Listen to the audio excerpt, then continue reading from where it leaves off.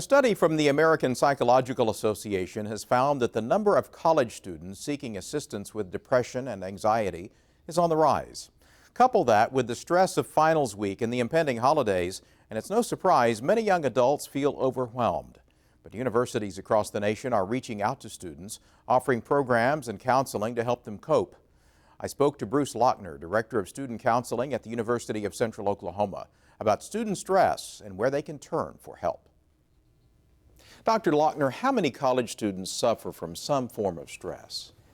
Well, if you asked any college student, they would probably say that they are stressed out. But if you look at surveys, a little less than half will say that they suffer from stress. And if you do a little bit more fine-grained analysis, about 25% of students say that they suffer adverse academic consequences because of stress. Are those numbers rising?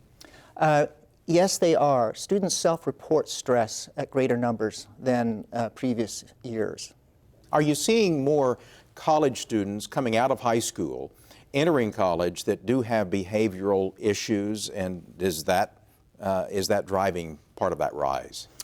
It may be. What we do know is that there are more support for students coming out of high school or in high school, and so the transition from high school to college can be a very difficult one.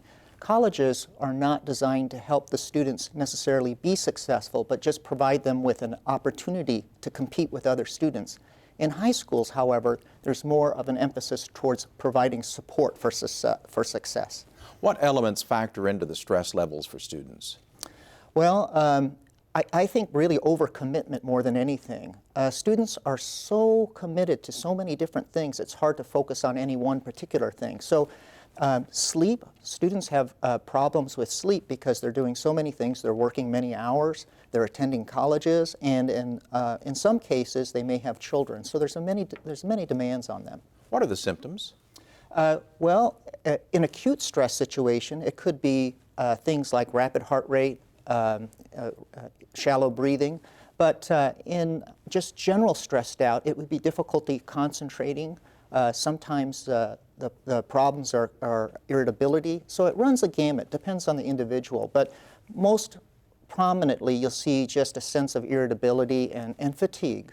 What about when students act out? When they get to that point, what does that tell us?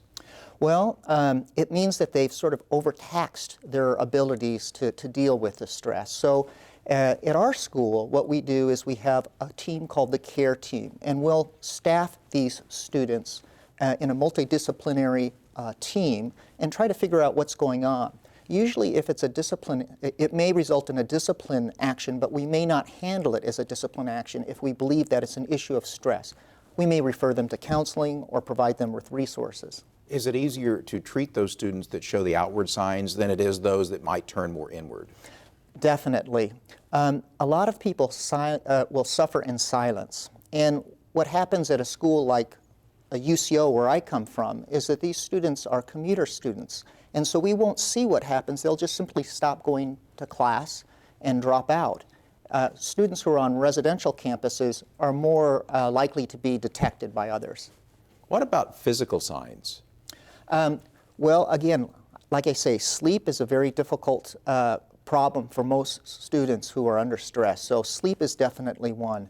Fatigue, irritability, occasionally or many times you may see students feel it's more acceptable to go to a college clinic or their physician. So they may develop illnesses, colds, and physicians will tell us that about half the people that come to them have a psychological issue going on, most prominently stress. You mentioned your program at UCO. Overall, though, what should students do to cope with stress?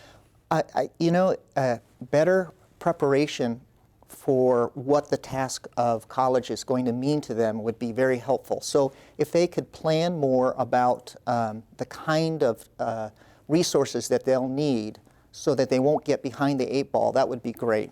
Once they're in college and once they're in their classes, looking for the resources that are available on campus would be very helpful. Timely information. Dr. Bruce Lochner, thank you for joining us. Thank you.